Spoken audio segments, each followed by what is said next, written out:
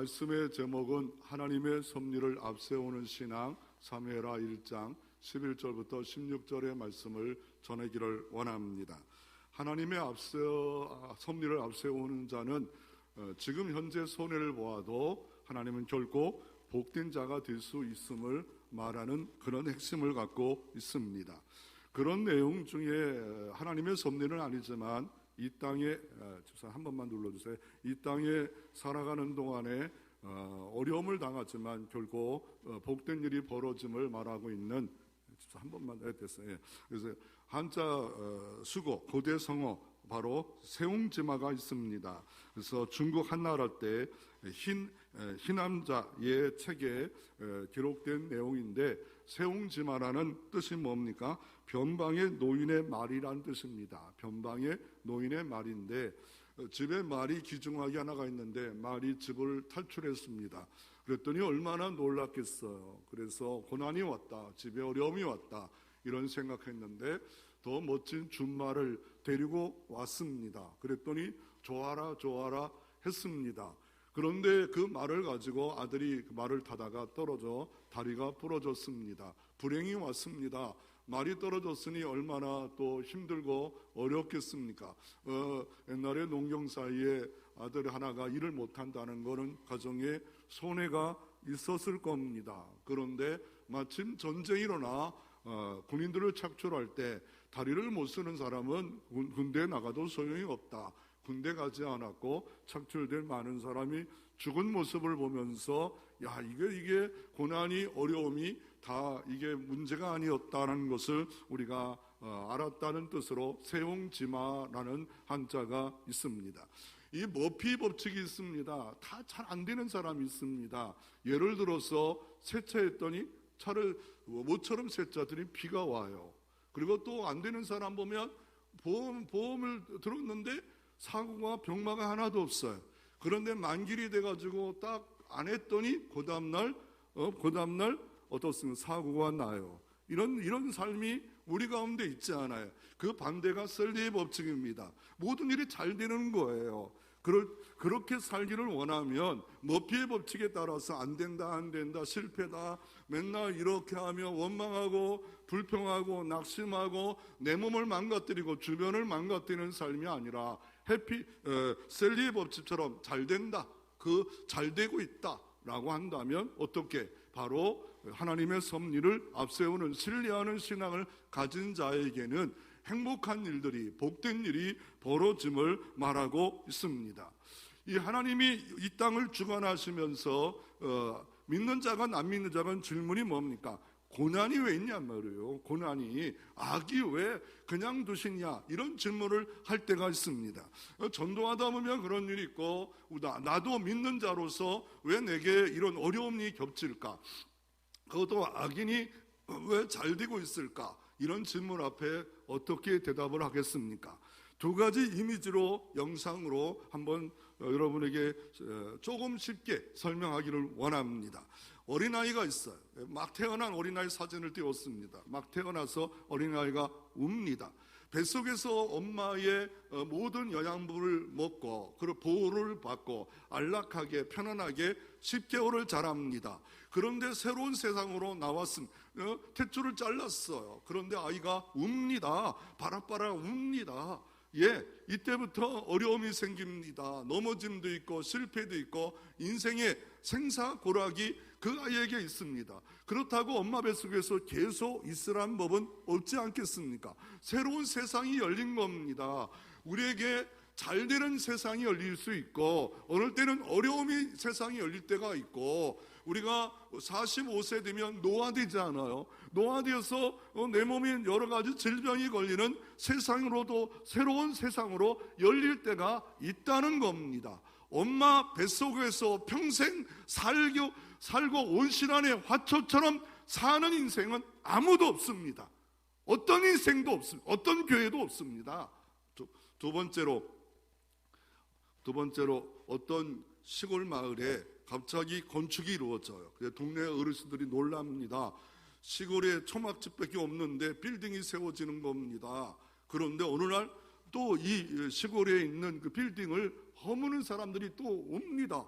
아니 저렇게 뼈대를 세워서 높이 세워서 동네에 이 시골 마을에 저렇게 빌딩을 좋은 집을 세우는데 왜 무너뜨려? 라고 합니다. 그 모든 걸 추적해 보니까 땅 주인이 있는데 허락도 안 받았어요. 두 번째, 시청과 구청에 가서 신고해서 건축 행위를 한다는 행위에 허락도 안 받았어요. 그냥 무조건 물 맞고 좋은 장소로 하고 해서 돈 있다고 빽이 있고 힘이 있다고 그냥 져버린 거예요. 그러면 주인은 어떻게 합니까? 아니 내 땅인데 갑자기 와서 건축 행위를 하고 동네 사람이 좋다고 한들 그거 무너뜨린다고 해서 시와 경찰에 가서 내 땅인데 허락도 없고 시도 허락도 안 했고 구청도 허락도 안 하는데 이거 어떻게 할까요? 무너뜨리십시오. 부서뜨리. 그 건축한 사람이 그걸 아무것도 안 한다고 해서 방치해둬야 됩니까? 하나님이 그렇다고 이 땅을 우리에게 그렇게 계획하고 있다는 거예요. 이 땅에 살아가는 동안에 내가 주인인 것처럼 마음대로 하나님의 섭리와 하나님의 작정 속에 있지 않고 내 멋대로 내 생각대로 자행자재할 때 어느 때는 무너뜨려버리는 그런 역사를 통해서 하나님이 섭리할 수 있음을 말하고 있습니다. 이 땅에 욥은 자기의 어려운 여러 가지 현실적 어려움, 질병 걸리고 재산 날아갈 때 왜 증오를 합니다. 그런데 마지막은 뭘 고백합니까? 내 작은 머리로 하나님의 우주를 창조하신 그분의 모든 것을 어떻게 알 수 있어요? 어느 커피숍에 가보니까 와이파이 번호가 파이로 막 돼 있대요. 저기 파이로. 그럴 때 머리 아프지 않아요. 미친 사람이다. 왜요? 와이파이가 있어서 스마트폰을 집어넣는데 파이로 어떻게 집어넣어요? 집어넣을 수 있나요? 이 땅에 이런 사람도 있다는 거예요. 도대체 이해되지 않은 사람도 있을 수 있어요. 그냥 누가 장난치려고 이렇게 앞에다가 재밌으라고 만들어 놓은 거 아닌가라는 생각이 되어집니다. 그래서 하나님의 섭리는 무엇일까? 첫 번째로 우리가 교훈을 얻고자 원하는 건 다윗이 복수보다는 하나님의 섭리를 앞세워 버립니다. 오늘 본문 사무엘하 1장입니다. 왜 사무엘하라고 말합니까? 솔직히 그 내용은 다윗 왕과 사울 왕의 내용이 기록되어 있어요. 다윗 왕에 대한 책, 사울 왕의 책. 왜 그러냐면 사무엘 선지자가 기록했다고 해서 사무엘 상하합니다. 이게 원래가 한 권이에요. 상하가 한 권인데 4세기에 70인형 성경이 헬라의 알렉산더 대제를 통해서 구약 성경이 너무 어려우니까 신약 헬라어로 번역하라. 그때 유대인들이 가서 70명이 가서 70인형이라고 하는데 구약 성경을 헬라어로 번역해버렸어요. 그때 나눠버렸어요. 나눌 때 보통 성경을 나눌 때 어느 때 나눕니까? 오늘 사무엘하 1장 1절에 사울이 죽은 기점으로 통해서 하로 나눈 거예요. 여호수아는 뭐로 기점으로 나눕니까? 여호수아 1장 1절에 모세가 죽은 후에 이렇게 성경을 원래 한 권이었는데 나눠진 거예요. 그래서 사무엘을 통해서 다윗이 어떻게 하나님의 섭리를 이루었을까? 사울 왕이 어떻게 하나님의 섭리를 이루었을까?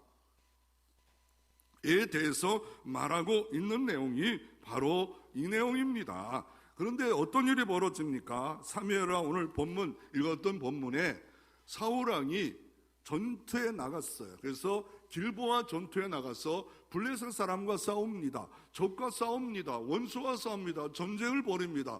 아니 왕이 그렇게 전쟁에 직접 참여한다? 좋은 왕 아닙니까? 그런데 전쟁에 블레셋에 져버렸어요. 블레셋은 어디서 등장한 사람들이냐면 지금으로 말하면 그리스 쪽에 지중해 쪽에 전쟁에 패해서 전쟁에 능한 사람인데 조금 쉬운 땅이 어디 있을까? 그래서 팔레스타인 땅에 와서 살고 있는 전쟁에 능한 자라 웬만한 전투에서 주변에 지지를 않아요. 그래가지고 늘 약탈합니다. 그냥 농사를 지으면 다 뺏어갑니다. 그리고 겁탈합니다. 그런 나쁜 일들을 벌어지는데 왕이 되어서 그냥 견딜 수가 없어서 전투를 벌였는데 지고 말았어요. 도망가다가 저 사울왕이다라고 블레셋 사람이 보고 화살을 쏴버렸어요. 사울왕의 두 아들도 이 전투에 죽고 말아요. 그러니까 이게 화살에 맞아서 있는데 당장 안 죽으니까 옆에 무기를 드는 그 병사, 자기의 비서 같은 병사 보고 자기를 찔러 죽여라 라고 할 때 무서워서 못합니다. 그랬더니 사울왕이 딱 하는 말이, 할례 받지 못한 저 블레셋에게 내가 능욕당할 바에는 자살하자. 그래서 결국 자살로 자기로 스스로 자기 칼로 찔러 죽고 마는 일이 벌어집니다. 그런데 어느 날 보니까 이 아멜렉이라는 청년이 있어. 딱 보니까 사울왕이 죽은 모습이 딱 보니까 가서 보니까 왕관을 희수했어요. 그리고 손에 있는 팔찌를 희수했어요.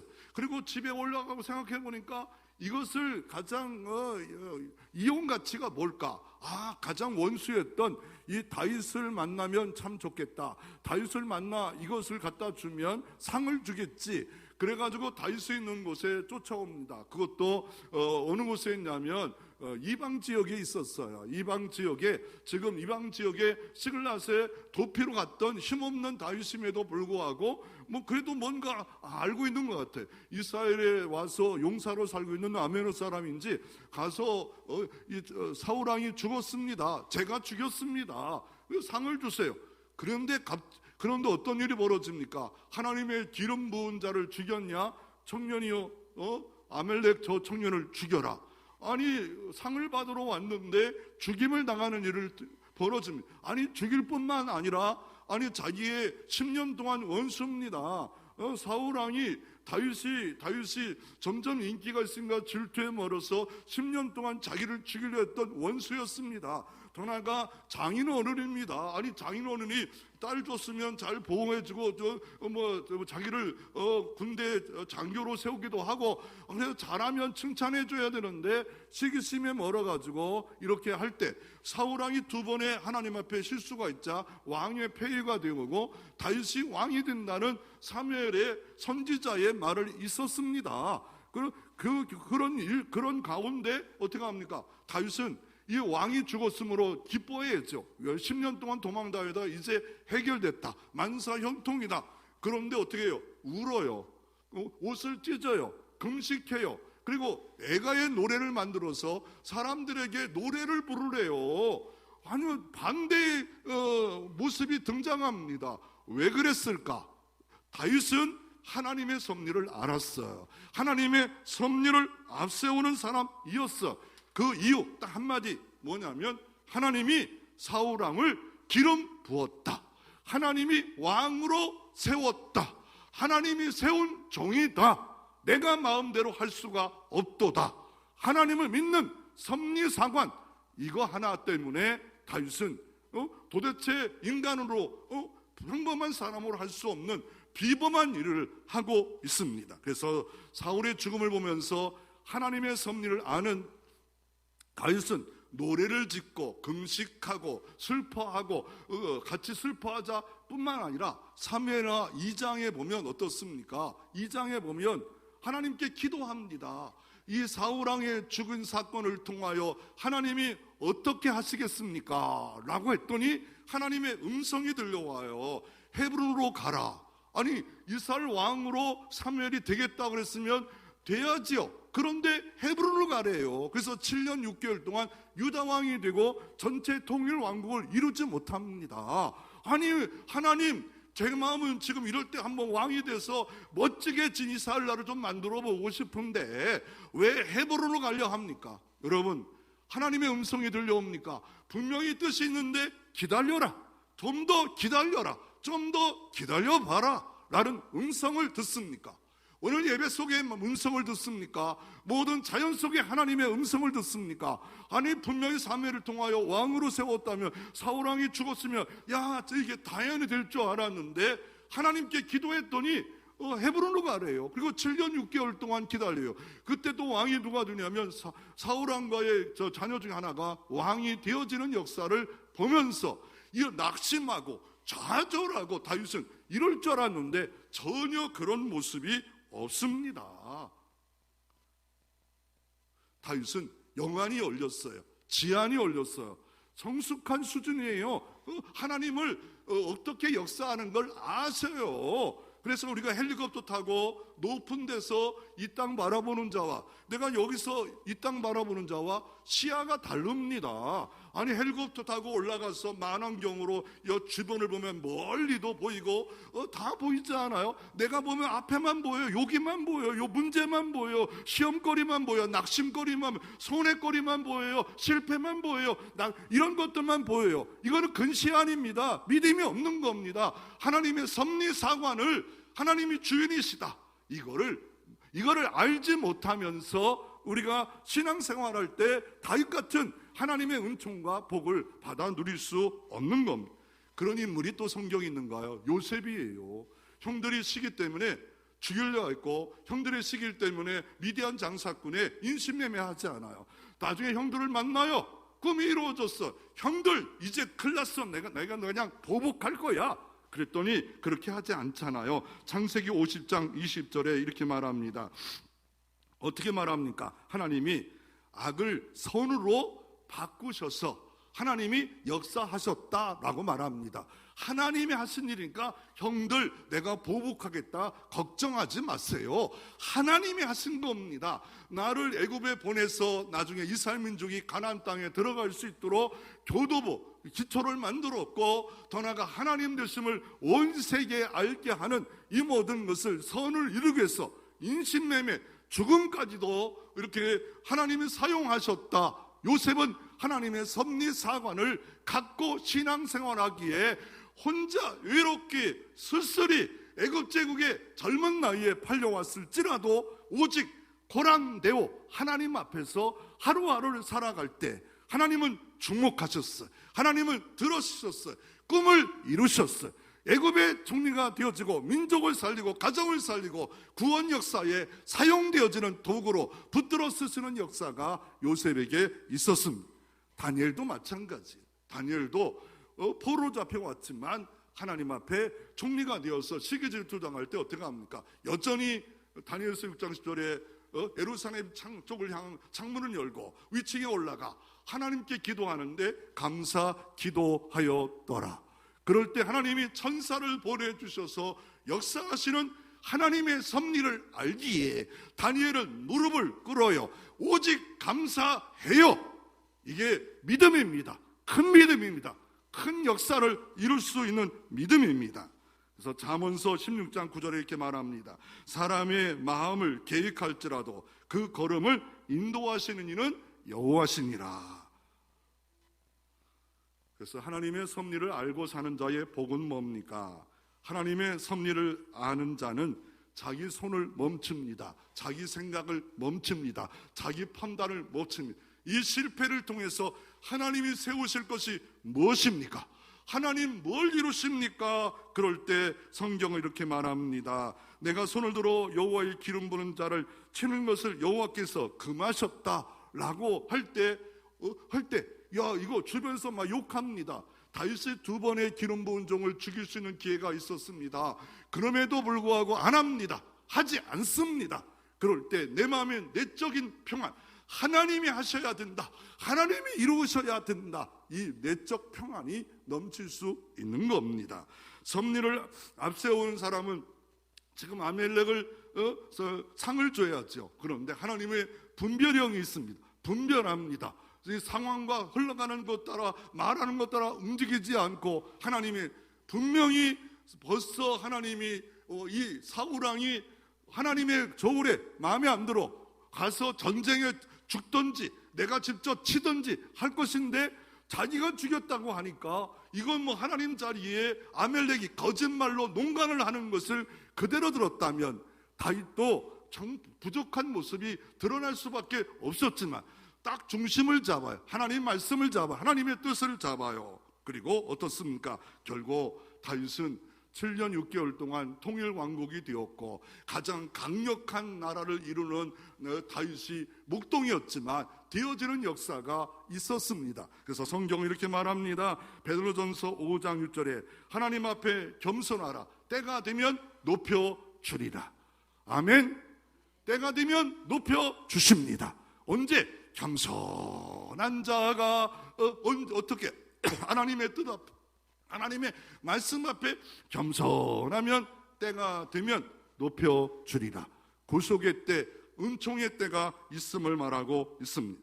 섭리를 아는 자는 하나님의 마음을 얻어요. 다윗이 평가하는 딱 한마디, 사도행전 13장 20절, 내 마음에 합한 자다.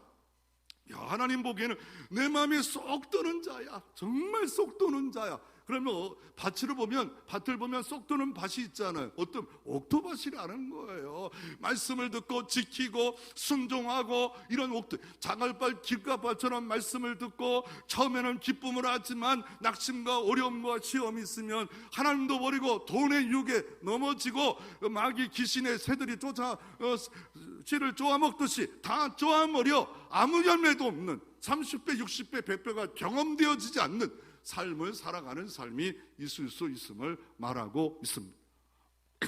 우리 모두가 하나님 마음에 합한 자라는 이런 칭찬이 있기를 주 이름으로 축원합니다. 이렇게 섭리를 모르는 자 아멜렉 청년이 등장합니다. 자기까지는 왕과 하나 하고 금팔찌나 이런 거 하나 갖고 안 되겠다. 다윗이 왕이 되면 한 자리 해먹던지 우리 집이 높아지리라 했는데 죽임을 당합니다. 아멜렉은 누구였습니까? 아멜렉은 나중에 보면 어떤 사람이냐면 바로 야곱의 두 아들이 있었는데 이삭의 두 아들 바로 야곱과 에서인데 에서의 손잡벌이 아멜렉입니다. 그런데 이 사람들이 어떻게 하면 출애굽할 때 출애굽에서 광야에 있을 때 뒤처진 사람들을 막 죽이는 일을 벌여져. 그랬더니 하나님이 화가 나서 아멜렉과 대대로 쳐서 없애리라. 사울왕도 말합니다. 아멜렉을 하나님이 쳐서 없애라. 그러니까 대대로 하나님 믿는 사람을 괴롭히는데 다윗도 한번 괴롭히고 이스라엘도 내가 농간에 놀아나지 너희들 내 머릿속에 놀아나지 그럴 줄 알았는데 죽임을 당하는 사형을 당하는 일이 즉시 사형을 당하는 도리어 어려움을 당하는 일로 벌어지는 하나님의 섭리사관을 볼 수가 있습니다. 그러면 다윗은 어떤 섭리사관을 붙잡고 있습니까? 딱 하나입니다. 하나님의 기름 부은 종을 내가 해할 수 없도다. 하나님의 기름 부음이란 게 뭐예요? 여기에 물이 있어요. 물에다가 올리브 기름을 갖다 집어넣으면 위에 뜨는 겁니다. 위에 있는 겁니다. 그 기름이 위에, 이 말은 기름 부었다는 말은 다스린다, 통치가 된다, 리더가 된다 이런 뜻이에요. 기름 부은 자가 누굽니까? 예수 그리스도. 그리스도가 기름 부은 자예요. 예수는 이름이고 그리스도란 말은 기름 부은 자의 직임이에요. 그런 일을 한데 구원자 메시아로 일하시는데 사울왕은 왕으로 기름 부었대. 누가 기름 부어? 하나님이 기름 부었어. 사사기의 사사시대 끝나고 최초의 뭡니까? 다른 나라처럼 왕을 세우는데 사울왕을 기름 부어 하나님이 세우셨다. 부족하고 연약한 모습이 그때는 얼마나 키도 크고 멋지고 대단했어요. 그런데 하나님 마음에 안 들고 자기 생각으로 어떻게 합니까? 전리품도 취하고 막 그냥 자기 뜻대로 자기가 원하는 야망대로 이루어지기에 버림받은 사울 왕이었습니다. 그럴 때 하나님이 다윗에게 두 번의 기회로 죽일 기회가 있었어요. 하나는 뭡니까? 다윗이 막 도망다녀서 유다 광야에 있을 때 굴속에 숨었어. 그런데 그곳에 숨은 것을 모르고 깊은 굴속에 있으니까 사울왕이 그 굴속에 들어가서 창피하니까 응가를 해요. 응가란 말은 해석 안 하겠어요. 응가는 응가입니다. 이게 들치고 윗들이 벗고 하는데 보니까 아이고 사울왕이 응가를 해. 가서 다윗이 어떻게 합니까? 죽일 수 있잖아요. 다윗은 용사입니다. 죽일 수 한 번 가서 찔르면 끝나는 건요. 찔르면 죽잖아요. 근데 안 죽여요. 어떻게 해요? 멀리 있는 옷자락을 자릅니다. 그리고 나와서 어떻게 합니까? 흔들어요. 저쪽 산 위에 흔들으니까 보니까 다윗이에요. 자기가 추격한 다윗. 그래서 하나님이 너와 함께 하시다. 갑자기 사울왕이 은혜를 받아가지고 죽일 수 있었는데 옷자락을 흔들리니까 옷자락 중에 옷단술 찌찌트라는 거 아시잖아요. 그걸 막 흔드니까 모든 장자의 권한이 같도다 인정하는 소리를 합니다. 두 번째는 뭐냐면 다윗의 부하들이 야영하고 있는데 밤에 가서 사울왕에 뭘 가져오냐면 창하고 물병을 가져와요. 그러니까 얼마든지 들어갔다 나온 거예요. 그래서 한 칼로 죽일 수 있지만 다윗이 안 된다. 하나님의 기름 부은 종이다. 하나님이 세운 일꾼이다. 네가 마음대로 해야 하고 네가 마음대로 패할 수 없도다. 내가 세운 종이다. 내가 세운 하나님의 자녀다. 함부로 손대지. 하나님이 이렇게 말합니다. 이 땅에 있는 머리칼 하나도, 하나님이 참새 한 마리도 하나님의 주권 안에, 하나님의 섭리 안에 있기에 내가 하나님 자리에 재판하고 이렇게 하지 말라. 하나님은 섭리하시는 하나님이다라고 말하고 있고, 사무엘상 26장 10절에 이렇게 말합니다. 어떻게 말합니까? 여호와께서 그를 치시거나 그날에 이르거든 전쟁에 나가서 망하리라. 결국 망하게 하시는 하나님의 역사가 있겠다라고 말씀하고 계십니다. 그래서 하나님의 섭리는 결국 이런 역사를 통하여 26장 10절에 전쟁에 나가서 죽든지 아니면 누구를 통해 죽을 거다, 내가 그렇게 할 거다. 그런데 아멜렉이 거짓말을 하고 도리어 상 받으려 할 때 본병당하는 일이 벌어집니다. 그러면 하나님의 섭리를 아는 자는, 사도 바울은 신약에는 어떻게 살라 말합니까? 하나님의 섭리를 아는 자는 이렇게 말합니다. 너희를 박해하는 자를 축복하라. 축복하고 저주하지 말라. 즐거워하는 자들과 함께 해주고, 자문이에요. 우는 자들과 함께하라. 함께 즐거워하는데 함께 해주고, 이게 그리스도인의 신앙의 삶입니다. 그리고 어떻게 말하면 서로 마음을 같이하여 높은 데 마음을 두지 말고 도리어 낮은 데 처하여 스스로 지혜있게 하지 말라. 아무에게도 악을 악으로 갚지 말고 모든 사람 앞에 선한 일을 도모하라.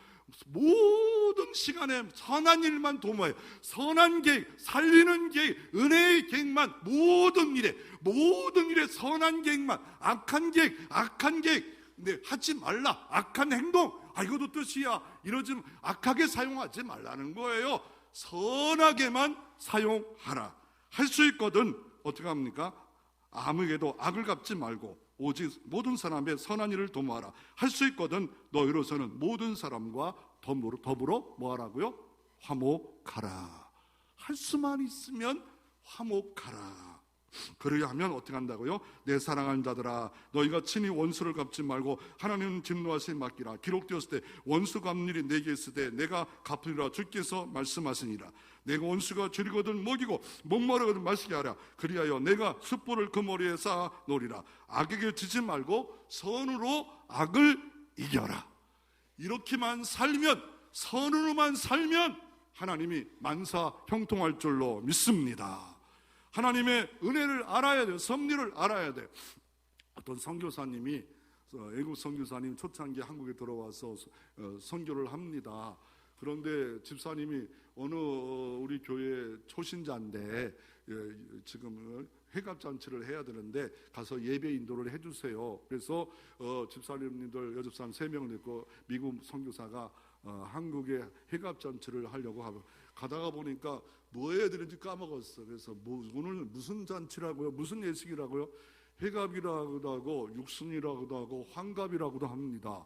자세히 설명했어요. 그래가지고 딱 서서 오늘 뭘 그때 예식이라고 하는데 앞에가 안 떠올라요. 회갑이라고도 환갑이라고도 육순이라서 육갑잔치를 하겠습니다. 그랬더니 뒤에서 기특해. 그래, 저 육갑 돌더니 육갑잔치를 하고 있네. 이러면서 이런 얘기를 합니다.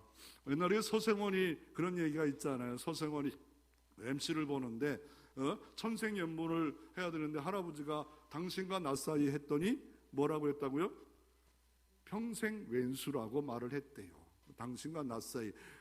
그거 말고 그걸 그랬더니 철천지 왼수. 철천지 왼수. 그러니까 우리가 바로 알아요. 옛날에는 티끌모아 뭐예요? 태산인데 지금 뭐예요? 티끌 모아도 티끌이래요. 아침 일어나는 새가 뭐예요? 좋은 먹이를 먹는데 졸립대요. 졸립대. 시대가 바뀌었어요. 챗GPT, 또 인공지능, 제미나이부터 인공지능의 어마어마한 세상이 열렸어요.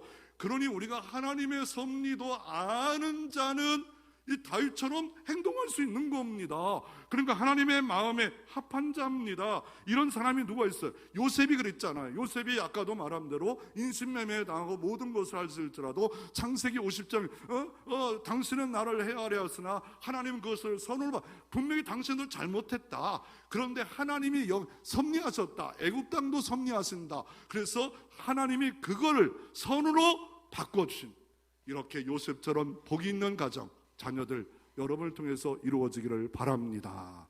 그래서 섭리라는 파이퍼 목사님, 미국에서 목회 잘하는 섭리란 그분은 이 섭리책에 이런 성경을 하나, 이사야 말씀을 갖고 그분은 설교합니다. 이사야 46장 3절, 나의 뜻은 설 것이며 내가 나의 모든 기뻐하는 것을 이루리라. 결국 하나님은 나의 뜻은 설 것이고 하나님을 기뻐하는 걸 이루어가는 섭리를 하신다는 거예요. 이분이 예화를 들어요. 하나는 요셉의 예화도 듣고, 더 나아가 누구 예를 들냐면 윌리엄 캐리의 예화를 들어요. 그 설교 중에 보면 윌리엄 캐리가 뭡니까? 인도에 처음으로 선교의 아버지로 나갔는데 폭풍을 만나요. 그래서 하나님, 내가 하나님의 일을 하는데 왜 폭풍을 만납니까? 그런데 그 폭풍 때문에 조금 연착돼서 섬에 머물러. 그런데 후원자를 만나요. 자기를 도와줄 후원자를 만나요. 그래서 그가 이렇게 기록합니다. 폭풍이 도리어 자기 후원자가 없었는데 그 가운데 후원자를 만나게 해 주셨다. 바울도 마찬가지잖아요. 유라굴라 광풍을 만나서 그곳에서 살았던 그 뱃속에 있던 270명 로마 군인과 죄수들이 로마에 같이 입성해서 바울의 하나님이 살려주셨도다. 이거 놀라운 일 아닙니까? 하나님의 섭리는 손해보는 게 없어요. 14일 동안 태풍 속에 그 코너에 몰아놓고 너 어떻게 하는가? 결국 바울과 함께 하신 하나님이 로마까지 복음화하는데 276명을 사용하는 역사가 이루어 주십니다. 오늘 때는 이 아멜렉을 통해서 하나님이 어떻게 역사하십니까? 사울 왕이 진짜 죽었구나, 내가 왕이 될 기회가 됐구나. 그런데 하나님께 물어보니까 기다려라. 그러니까 헤브론으로 다시 가서 기다리는 이런 섭리를 우리가 알 수가 있습니다. 하나님의 섭리 중에 가장 악한 것을 통해서 선을 이루신 것이 절정이 뭡니까? 죄 없는 예수 그리스도가 죄 있는 인간을 통하여 빌라도를 통해서 죽임을 당한, 사도행전 4장에 보면 이 모든 것이 구원 역사입니다. 빌라도를 사용하셨어요. 가룟 유다를 사용해요. 그래서 이렇게 예수님이 스승이고 납비인데 죽으면 안 되는데 자살까지 양심에 거렸게 하지만 가룟 유다의 30냥의 돈에 멀어 팔았던 그것까지 사용해서 예수 십자가의 구속 역사를 이루셨고, 그 모든 것을 이기면 바로 사흘 만에 죽음을 이기고 영생으로 부활하셔서 믿는 자마다 다 영생을 얻는 은총을 우리들에게 허락해 주셨습니다.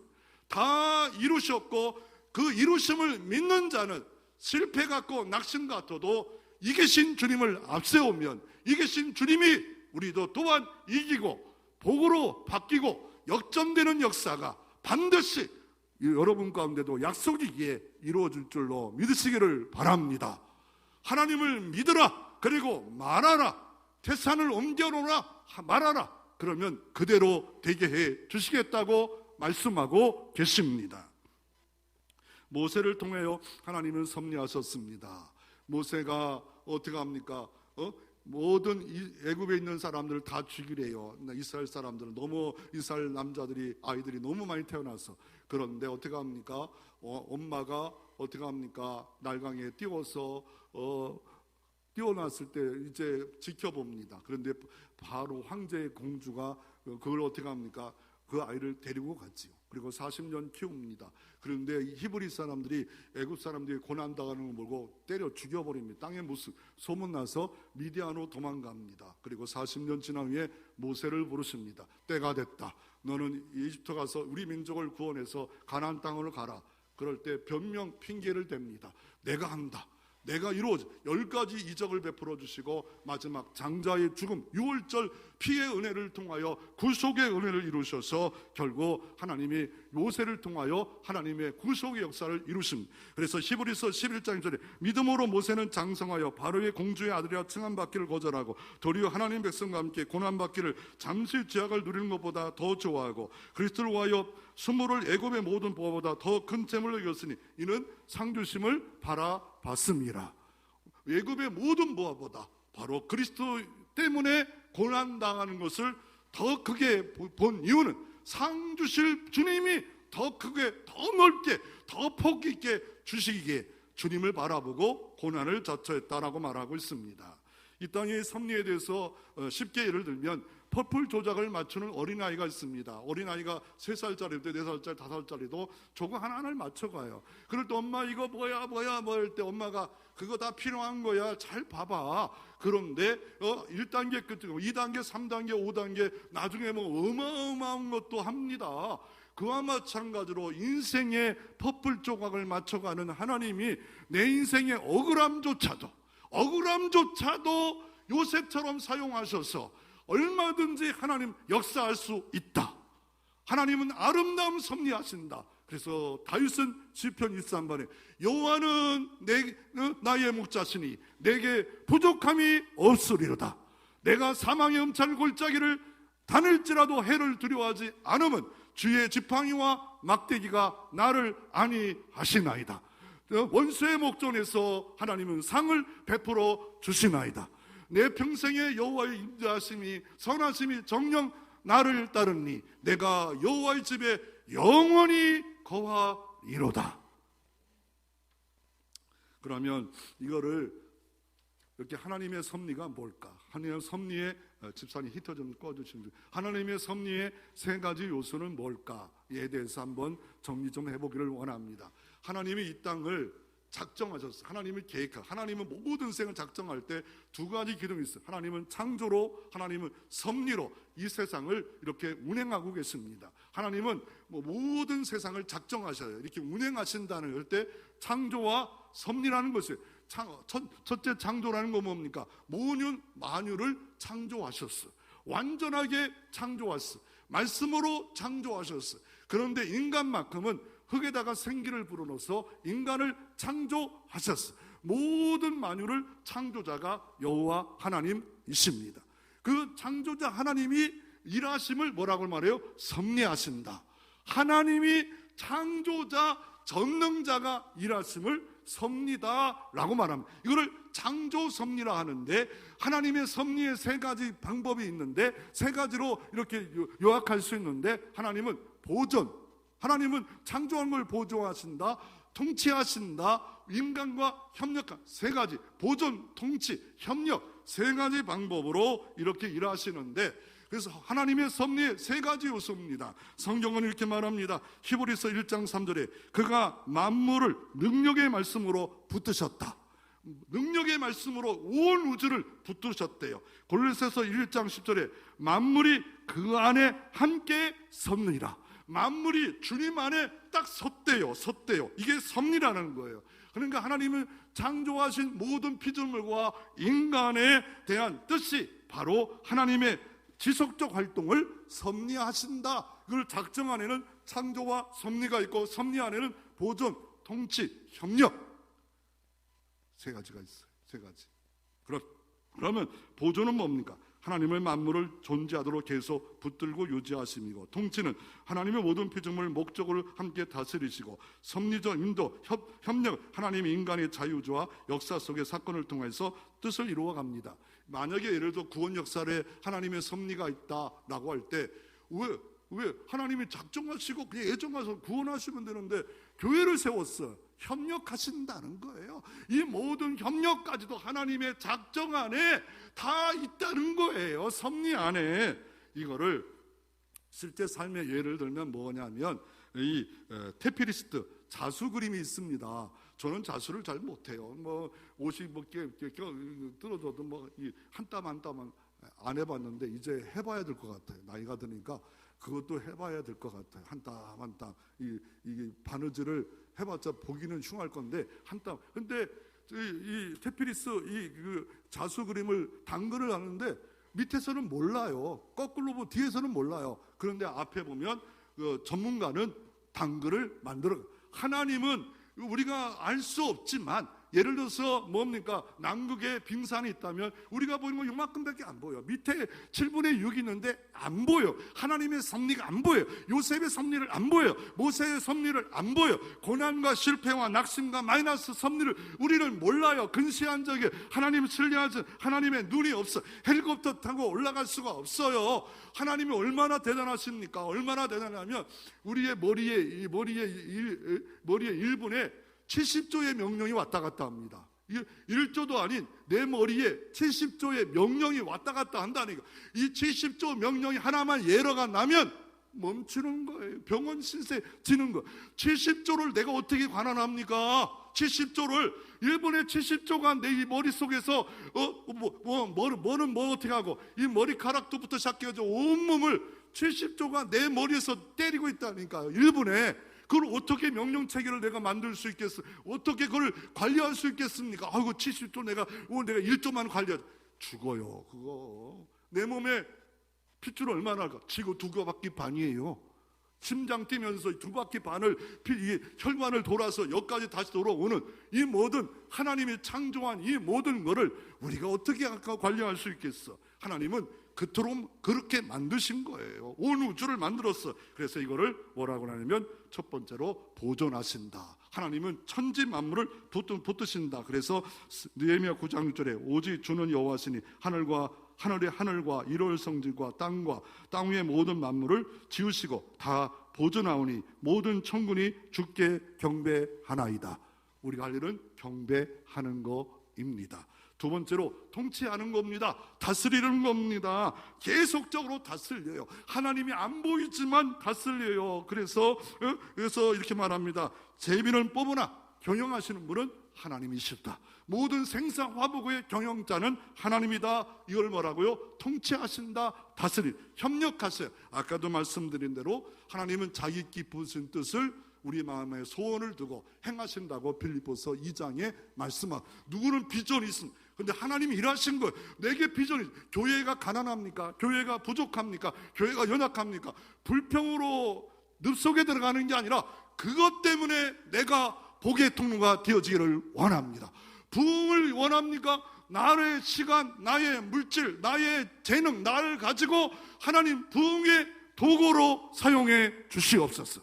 이게 하나님의 섭리를 아는 자예요. 믿는 자예요. 신뢰하는 자예요. 그러면 하나님이 함께 하셔서 하나님 영광 가운데 모든 쓸 것을 풍성하게 채워주십니다.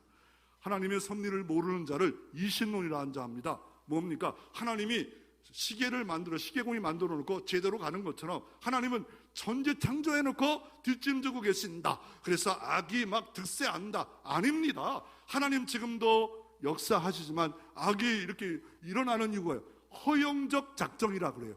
허용적, 불변적 작정. 예를 들어 예수 십자가의 구원, 이거는 불변적 작정. 이거는 어떤 것도 변개할 수 없어. 예수 그리스도 얘는 구원자가 없다. 이거는 불변적 작정인데, 허용적 작정은 뭐냐면 악을 들어서 허용하셔요. 마귀를 들어서 허용하셔요. 그러니까 이 땅에 살 동안 하나님이 마음대로 해봐, 뜻대로 해봐, 허용하는 일들이 있어. 이거를 우리가 믿어야 되는데, 살아 역사해 주셔서 믿는 자들에게는 합력하여 선을 이루신다.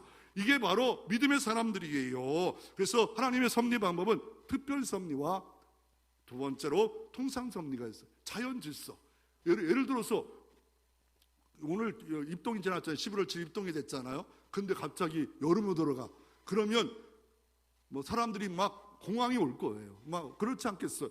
만약에 사람이 슈퍼맨이 돼가지고 내가 싫어하는 남자가 갑자기 나를 지켜보고 있어요. 이렇게 깜짝 놀랄 거 아닙니까?